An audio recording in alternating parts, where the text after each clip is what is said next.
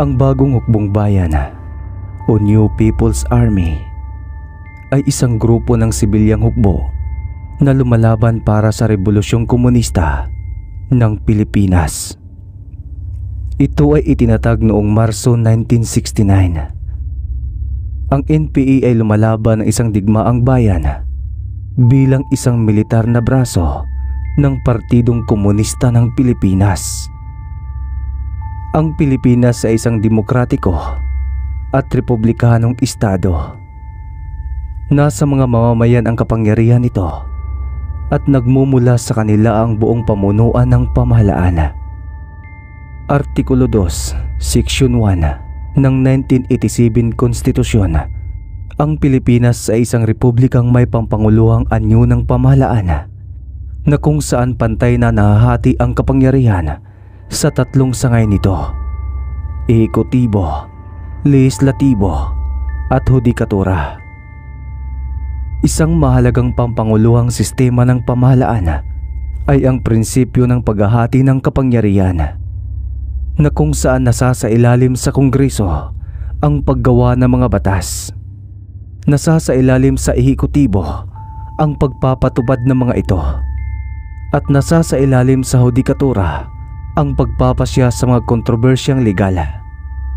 Ang lehislaturang sangay ay pinahihintulutang gumawa ng mga batas, mag-amyenda at magsawalang bisa ng mga ito gamit ang kapangyarihang ibinigay sa Kongreso ng Pilipinas. Nahahati ang institusyong ito sa Senado at kapulungan ng mga kinatawan. Ang ehekutibong sangay ay binubuo ng Pangulo at Pangalawang Pangulo na kapwa inihalal ng buto ng nakararami at magsisilbi sa loob ng 6 na taon. Binibigyan ng konstitusyon ang Pangulo ng kapangyarihang piliin ng kanyang gabinete. Bubuuin ng mga kagawarang ito ang isang bahagi ng burokrasya ng bansa. Hayagang ginagawaran ng konstitusyon ang Korte Suprema ng Kapangyarihan ng Judicial Review o kapangyarihang ideklara bilang unconstitutional o labag sa konstitusyon ang mga pandaigdigan at pang-ehekutibong kasunduan, batas, atas ng Pangulo, proklamasyon, kautusan, tuntunin, ordinansa o regulasyon. Mga kadiwa, nabanggit ko ang mga bagay na ito na ipinatutupad ng pamahalaan at bansa dahil may kaugnayan ito sa itatampok kong kwento bilang bahagi ng paksang ito na kung saan magaganap ang labanan o digmaan sa pagitan ng kapwa mga Pilipino sa hanay ng mga militar at hukbong bayan o mas kilala sa tawag na New People's Army. Kasama rin sa kwentong ito ang isang uri ng hayop na tinatawag na palaka na magbibigay buhay sa karakter ng bidang tauhan sa istoryang ito. Ang palaka ay isang maliit na hayop na walang buntot, ngunit may mahahaba at malalakas na binti na ginagamit sa pagtalon. Malaki ang mga mata nito. Tipikal sa palaka ang mamuhay sa lupa, ngunit may panahon din na tumitigil ang mga ito sa mga basang lugar na katulad ng kanal, lawa at sapa. Nakakaya nitong mag-ipon ng tubig sa loob ng katawan, kaya kalahati ng bigat ng palaka ay ang iniipong tubig. Marami at isang kumpul kong mangitlog ang mga palaka. May mahigit sa 4,000 ng uri ng palaka sa ating mundo at hanggang sa kasalukuyan ay marami pa ang nadidiskubre.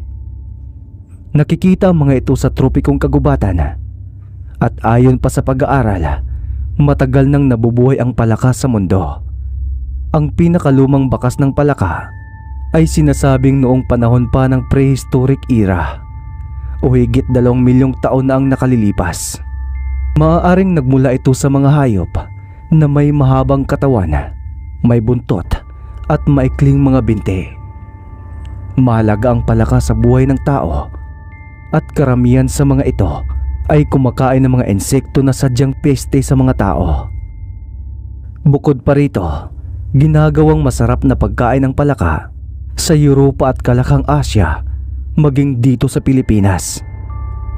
Ginagamit din ang mga ito sa maraming pag-aaral tungkol sa katawan ng mga hayop. Lumalaki ito hanggang 10 sentimetro. Sa isang masukal na kagubatan sa kanlurang bahagi ng Mindanao ay walang tigil ang pagpapalitan ng putok ng matataas na uri ng kalibre ng barel sa pagitan ng mga militar at New People's Army. Hindi lang putok ng mga baril ang maririnig, kundi pati na rin ang malalakas na pagsabog ng mga granada. Halos hindi na rin mabilang ang mga namatay sa pagitan ng dalawang panig at marami na ring sugatan. Nagkalat sa lupa ang mga dugoang bangkay ng mga sundalo at bagong hukbong bayan na halos tadtad ng bala ang mga katawan nila. Ang kulay berde ng mga damo na nagsisilbing sapin sa lupa ay nagmistulang kulay pula dahil sa pagbaha ng dugo ng mga nasawi sa panig ng dalawang hukbo. Commander Oman, sumuko na kayo. Wala na kayong laban sa amin. Huwag mong hintayin na malagas lahat ang mga tauhan mo. Isipin mo na lang ang bawat pamilya na maiiwan ng mga kasapi mo. Pasigaw na sabi ni Teniente Salazar sa pinuno ng mga rebelde. Teniente, kahit kailan ay hindi kami susuko. Lalaban kami hanggang kamatayan. Mas nanaisin pa naming mamatay na ipinaglalaban ng aming karapatan. Bulok ang batas na pinapatupad ng pamahalaan ng inyong ipinaglalaban. Matapang na sagot naman ni Commander Oman. Matapos iyon sabihin ni Commander Oman ay muli siyang nagpaulan ng bala sa mga militar, pati na rin ang kanyang mga natitirang tauhan ay walang tigil na rin sa pagkakalabit ng gatilyo ng mahahaba nilang baril. Muling naging marahas ang palitan ng mga putok ng baril na kung saan naging mapusok ang panig ng mga sundalo dahil walang habas na kinakalabit ng isang militar ang hawak nitong machine gun at walang habas na pinagbabaril ang pinagtataguan ni Commander Oman dahilan para maubos ang natitirang tauhan niya. Hindi rin nakaligtas sa bala si Commander Oman na tinamaan siya sa kaliwang balikat at tagiliran. At dahil sa pangyayaring iyon ay sandaling tumahimik ang buong kapaligiran ng kagubatan. Sinabihan ni Teniente ang mga kasamahan niyang sundalo na itigil na ang pagpapaputok ng baril dahil batid niya na nalipol na nila ang mga rebelde. Dumating sa punto na nasilayan ni Teniente si Commander Oman na tumatakas papalayo habang paika-ikang naglalakad dahil sa mga natatamong tama ng bala sa katawan. Inutusan ni Teniente ang mga kasamahan na tingnan ang buong lugar na pinagtataguan ng mga rebelde kung may natitira pang buhay na sugatan. Habang si Teniente naman ay mag-isang sinundan si Commander Oman. Hindi naman nahirapan si Teniente na hanapin si Commander Oman dahil sinusundan niya ang patak ng dugo sa lupa na nanggagaling sa mga sugat ng pinuno ng mga rebelde. Samantala, kahit nahihirapan ng kumilos si Commander Oman at pinipilit pa rin niyang kumilos para makauwi sa kanilang tahanan sa pinakapusod ng tagong kagubatan na kung saan naroon ang kanyang pamilya, pati na rin ang mga pamilya ng mga nasawing kasapi nila. Ngunit sa kasamaang palad ay inabutan siya ni Teniente at pinaputukan ng barel. Ngunit hindi sa katawan ni Commander Oman tumama ang bala, bagkus tumama ito sa lupa. Saglit na tumigil si Commander Oman sa kanyang paglalakad at matapang na humarap sa Teniente na walang bakas na takot sa kanyang mga mata. Teniente, bakit hindi mo pa ako binarel? Pagkakataon mo na upang patayin ako. Wikang tanong ni Commander Oman. Commander Oman, wala akong balak na patayin ka. Ang nais ko'y sumuko ka sa amin. Isipin mo na lang ang pamilya mo. May mga anak kang maiiwan. Ginagawa ko lang ito dahil kaibigan pa rin kita kahit na magkaiba ang pinaglalaban nating batas. Sumuko ka na at ako nang bahala sa mga anak mo. Dati kang sundalo, Oman. Bakit ka tumalikod sa ating samahan at hinangad na maging pinuno ng mga rebelde? Sambit naman ni Teniente Salazar. Marami ka pang sinasabi, Teniente Salazar. Bakit hindi mo na lang ako patayin? Natatakot ka ba dahil alam mong tamang ipinaglalaban ko?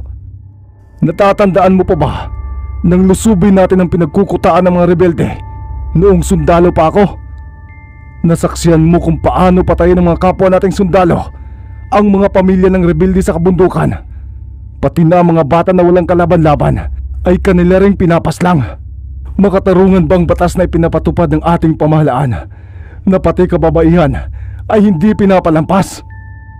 Matapang naman na wika ni Commander Oman. Akmang sasagutin pa sana ni Teniente Salazar ang dati niyang kabarong sundalo na tumaliwas sa batas ng pamahalaan, ay bigla niyang narinig ang ilang mga yabag ng kanyang kasamahan, dahilan para patakasin niya si Commander Oman dahil matalik niyang kaibigan ng lalaki noong bago pa lang sila sa militar. Umalis ka na, Oman. Palalampasin ko na lang ang pagkakataong ito. Alang-alang sa inaanak kong si Orduha. Alam kong masasaktan siya pag namatay ka. Ayaw ko ring mamatay ka sa aking mga kamay. Tura ni Teniente Salazar kay Commander Oman. Hinayaan ni Teniente si Commander Oman na makatakas dahil iniisip niya ang malalim nilang samahan noong mga binata pa lang sila. Upang hindi magduda ang mga kabaro ni Teniente, ay sinalubong niya ang kanyang mga kasamahang sundalo.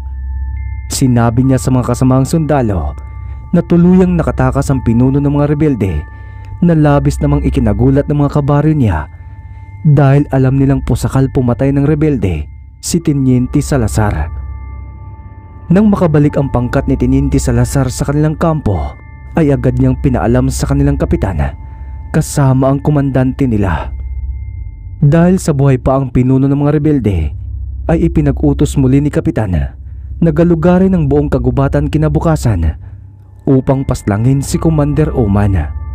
Subalit sinabi naman ni Teniente Salazar na hindi na kailangan dahil hindi na rin mabubuhay ang pinuno ng mga rebelde sapagkat malala ang mga natamong sugat ng lalaki. Ngunit hindi nakinig ang kapitan dahil nais niyang masiguro na patay na nga si Commander Oman. Sa kabilang dako naman ng puso ng kagubatan ay abalang isang dalagang naliligo sa batis kasama ang ilang maliliit niyang kapatid habang nagtatampisaw sa batis. Katatapos lang ng dalaga na magbanlaw ng mga damit na nilaban ng kanyang ina bago siya naligo sa batis. Ate Orduha, nilalamig na po ako. Umuwi na po tayo. Wika ng isang kapatid ni Orduha. Si Orduha ang panganay na anak ni Commander Oman at may 3 siyang maliliit na kapatid. Noong bata pa si Orduha at hindi pa isinisilang ang kanyang mga kapatid, ay sabayan sila naninirahan ng kanyang mga magulang. Nang mga panahong iyon ay sundalo pa si Commander Oman at ang ina naman niya ay isang rebelde at dating anak ng pinuno ng New People's Army. Dahil sa isang trahedyang naganap at hindi makatarungang batas na ipinapatupad ng pamahalaan, ay tumaliwas ng landas si Oman at sumapi sa samahan ng mga rebelde na kung saan pinuno ang ama ng kanyang asawa. Noong mamatay ang leader ng mga rebelde na ama ng ina ni Orduha, ay si Commander Oman na ang pumalit. Kahit na pinuno si Commander Oman ng New People's Army, ay hindi naman sila pumapaslang ng mga sibilyan na wala namang atraso sa bayan. Tanging ang pinapaslang nila ay ang mga taong salot sa lipunan na nagsasagawa ng mga krimen, tulad ng mga taong nagbibinta ng ipinagbabawal na gamot, lalo na ang mga malalaking sindikato na kinabibilangan ng mga tiwaling politiko at mga kapulisan na sinusuhulan na gumawa ng maruming kalakalan sa bayan bilang mga aso ng matataas na opisyal. Nilalamig ka na ba, Anton? Sige, uuwi na tayo dahil tapos na rin akong maligo. Mumay, Banong, tama na ang pagtatampisaw nyo dahil nilalamig na si Anton. Halina't umuwi na tayo at pagtulungan niyong buhatin ang planggana. Saad naman ni Orduha kay Anton at tinawag niya ang 2 kapatid na sumunod sa kanya na wala pa ring tigil sa pagtatampisaw at inutusan na buhatin ang planggana na naglalaman ng mga binanlawang damit. Akmang aahon na sila sa batis, ay biglang nasulyapan ng dalagang si Orduha ang kanyang ama na paikaikang naglalakad habang puno ng bahid ng dugo ang suot na damit, habang nakasabit ang mahabang barel sa kanyang tagiliran. Nagmamadaling lumapit si Ordua sa sugatang ama at mabilis niyang inaalayan. Hindi na rin naiwasang umiyak ng dalaga dahil nag-alala siya sa kondisyon ng kanyang ama. Mumay! Banong! Hali kayo at tulungan niyo akong akayin si ama! Sambit ni Ordua sa dalawa niyang kapatid, habang si Anton naman ay tahimik lamang sa tabi ng batis. Dagli namang lumapit sina Mumay at Banong kay Ordua at tinulungan nilang akayin ng kanilang ama patungo sa kanilang tahanan. At nang makarating sila sa kanilang tahanan ay tarantang lumapit ang ina ni Ordua sa sugatan niyang asawa at kaagad namang ginamot ang mga sugat. Mabuti na lang at marunong gumamot ang ina ni Ordua at natanggal ang mga tingga na bumaon sa katawan ni Commander Oman. Matapos gamutin ng ina ni Ordua ang kanyang kabiyak, ay naikwento ni Commander Oman ang nangyaring engkwentro nila sa mga militar. Nabanggit ni Oman na naubos ang kanilang mga kasapi at tanging siya lang ang nakaligtas. Ibinalita rin ng ina ni Ordua ang sinapit ng mga napaslang nakasapi ng kanilang samahan sa mga pamilyang namatayan. Halos nagluksa ang buong pamilya ng sinasakupan ni Commander Oman dahil halos malipo lang buong kalalakihan at tanging mga ilaw ng tahanan at mga batang paslit ang naiwan sa kanilang pinagkukutaan sa pusod ng kagubatan. At dahil nagpapagaling pa si Commander Oman at nanatiling nakaratay sa higaan, ay ang inamuna ni Ordua na si Gabriela ang tumatayong pinuno. Tinawag niya ang mga kababaihan at masinsinan silang nagpulong. Gabriela, ano na ang gagawin natin? Halos nalipol na ang lahat ng kalalakihan sa ating samahan at maraming nagluluksa sa pagkamatay ng kani-kanilang mga asawa. Wala na tayong lakas para kalabanin ang tiwaling batas na pinapatupad ng mga demonyong politiko. Ano na ang gagawin natin, Gabriela? Tanong ng isang babaeng namatayan din ng asawa. Oo nga, Gabriela. Halos puro na lang kababaihan ang naiwan dito sa atin at hindi na tayo kayang protektahan ng iyong asawa dahil sugatan ito. Paano na lang ang mga anak natin kung pati tayo ay mamamatay sa kamay ng mga militar? Sabat naman ng isang babae. Huwag kayong mag-alala mga kapatid dahil hindi muna tayo kikilos. Mananatili muna tayong magtatago sa kagubatang ito para magsanay sa pakikipaglaban. Sa kamay natin ilalagay ang batas at papatayin natin ang mga salot sa lipunan. Sagot naman ni Gabriela sa kababaihan habang hawak nilang kanilang mga armas na mga habang barela. Ngunit wala silang kaalam-alam na lulusubin sila ng mga militar bago pumutok ang araw. Dahil desidido ang kapitan ng militar na paslangin si Commander Oman dahil utos ito ng isang tiwaling politiko. Minsan na kasing tinangkang patayin ni Commander Oman ang buhay ng isang politiko dahil sa iligal na gawain na pagpapalaganap ng droga sa buong sakop ng isang lalawigan sa Mindanao. Kinabukasan ng madaling araw, habang madilim pa ang buong paligid ng kagubatan, ay nagising na lang sina Gabriela at Commander Oman sa biglaang pag-alingaw-ngaw ng putok ng mga barela. Narinig din nila ang hiyawan ng mga kababaihan, habang ang iba naman ay sumigaw na nilusob sila ng mga sundalo. Dumating pa sa punto na nakipagbarila na rin ang ibang kababaihan upang labanan ang mga sundalo, habang ang iba naman ay tumakas para iligtas ang kanilang mga anak. Gabriela, tumakas ka na at isama mo ang ating mga anak. Wala kayong laban sa kanila. Ordua, alagaan mo mga kapatid mo at protektahan mo sila. Mahal na mahal ko kayong magkakapatid. Patawad kung hindi ko kayo maipagtatanggol dahil mahina pa ang katawan ko. Ito na rin ang huling araw na masisilayan ko kayo. Wika ni Commander Oman sa kanyang mag-iina na halatang namamaalam na. Itay, huwag po kayo magsalita ng ganyan dahil hindi ba kayo mamamatay? Itay, sumama pala sa aming pagtakas. Sambit naman ni Ordua habang umiiyak at hindi na nagawang ituloy pa ang sasabihin sapagkat biglang nagiba ang kanilang pintuan dahil sinipa ito ng ilang mga sundalo. Halos nagulantang ang mag-iina dahil sa ilang sundalo na pumasok sa kanilang tahanan at nakatutok sa kanila ang mahahabang baril. Akmang kakalabitin na sana ang gatilyo ng ilang mga sundalo na marahas na pumasok sa kanilang tahanan ay bigla silang humandusay sa sahig dahil malapitan silang pinagbabaril ni Teniente Salazar. Gabriela, huwag ka nang magtanong kung bakit ko pinaslang ang mga kabaro ko. Umalis na kayo rito ng mga anak mo habang abala pa ang mga kasamahan ko sa pakikipaglaban sa mga kasapi ninyo. Matapang na wika ni Teniente Salazar. Dinampot niya ang mahabang baril ng kapwa niya sundalo na kanyang pinaslang at ibinigay kay Gabriela. Matapos bigyan ng mahabang kalibre ng baril ni Teniente Salazar, ang ina ni Ordua, ay sinigawan sila ng lalaki na tumakas na habang maingay pa ang paligid na nagmumula sa putok ng mga baril dahil matapang din na nakikipaglaban ang ibang kababaihan na kasapi ng samahan ni Commander Oman. Gabriela, mga anak ko, huwag na kayong lilingon pa kapag nakalabas na kayo sa likod bahay. Maliwanag ba? Maiksing wika ni Commander Oman sa kanyang mag-iina at batid na ni Gabriela ang ibig ipahiwatig ng kanyang asawa. Tumango naman ang ginang habang umaagos ang mga luha sa kanyang mga mata.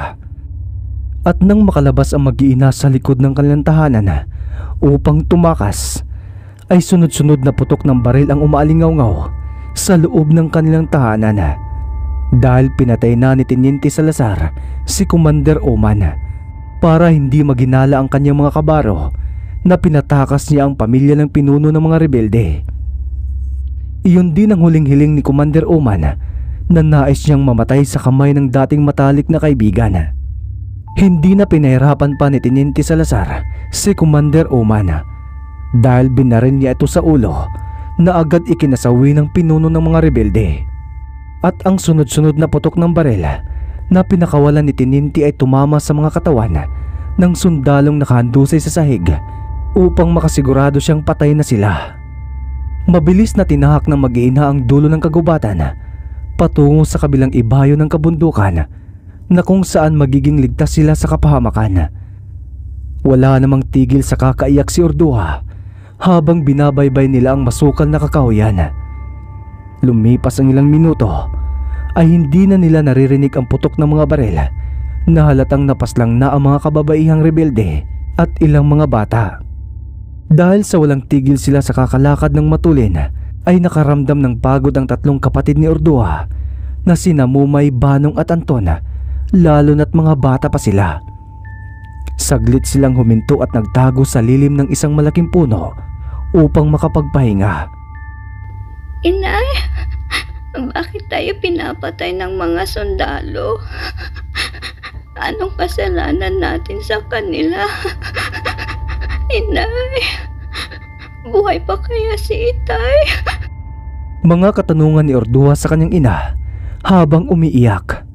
Wala namang naging tugon si Gabriela sa sinasabi ng kanyang panganay na anak dahil batid niyang masasaktan lang ang anak kung sasabihin niyang patay na ang kanyang ama. Inay, saan tayo pupunta? Bakit nandito tayo sa kagubatan? Hindi na ba tayo uuwi sa bahay? Mga katanungan ni Anton sa ina niyang si Gabriela na siya namang bunso sa magkakapatid.